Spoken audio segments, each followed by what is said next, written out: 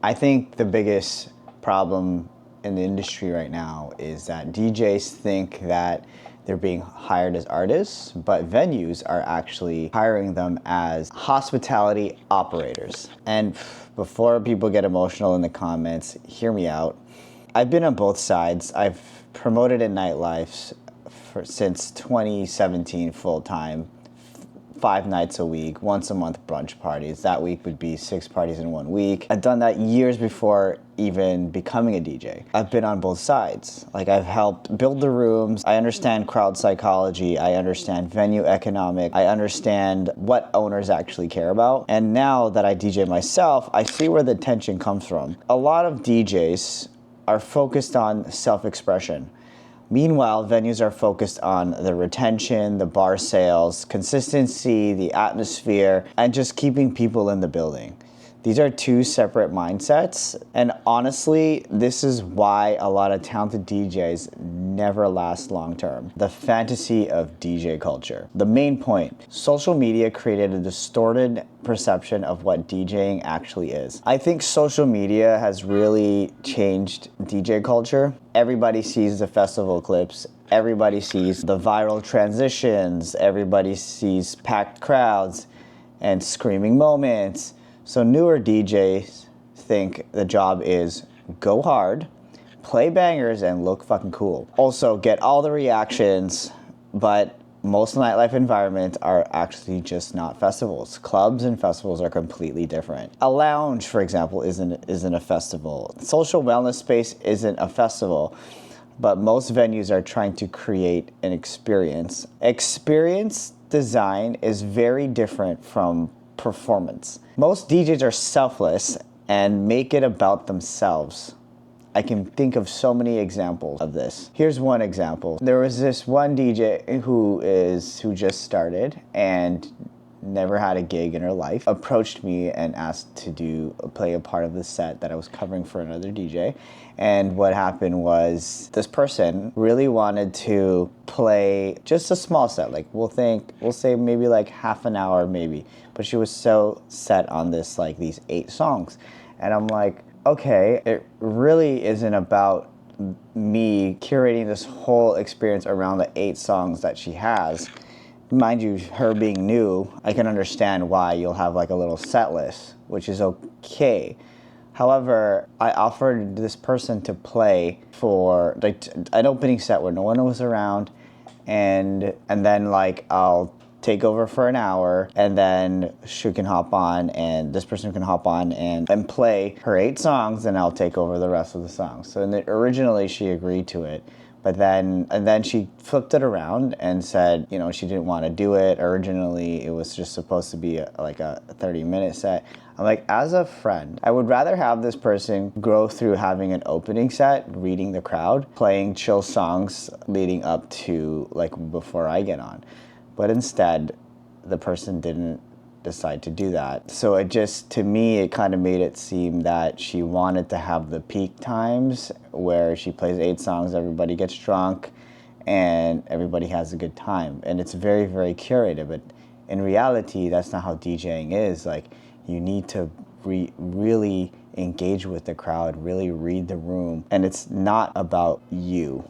It's not about the artist. It's about reading the room and creating an experience for the guests, not setting up cameras necessarily. And by the way, this wasn't even a music festival or anything. This was more a lounge, and it's a chill lounge, and everyone's pretty friendly. Because this person didn't get their way, she decided to back out. I don't know. It kind of seemed like it was very about themselves, because this person also mentioned that she's gonna have friends with cameras and post there, and I'm like, that doesn't sound like really good etiquette to me, especially if I already offered an opening spot, but because she didn't want to do the opening and wanted her 10 minutes of fame, and that was it. I don't know how your other DJs will feel about it, but please like comment that. So yeah, most DJs are trying to create moments, but great venues are trying to create experiences. What venues actually care about?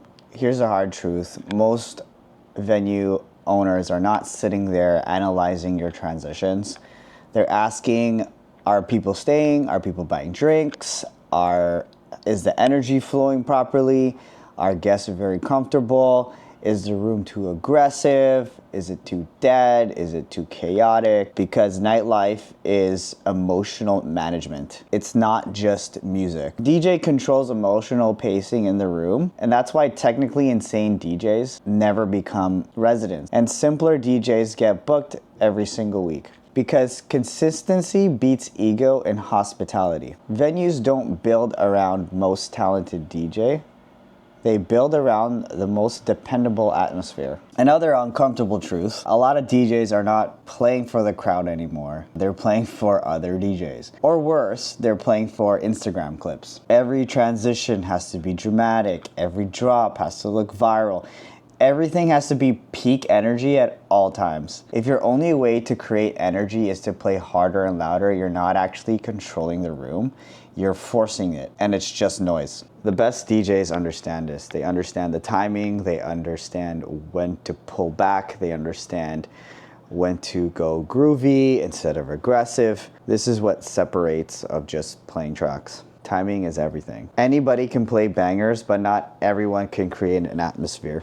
It matters more now because people are just constantly overstimulated on social media. Constant noise, constant content, constant dopamine. People are craving intentional experiences again, which is why concepts like the coffee party and wellness social spaces are growing.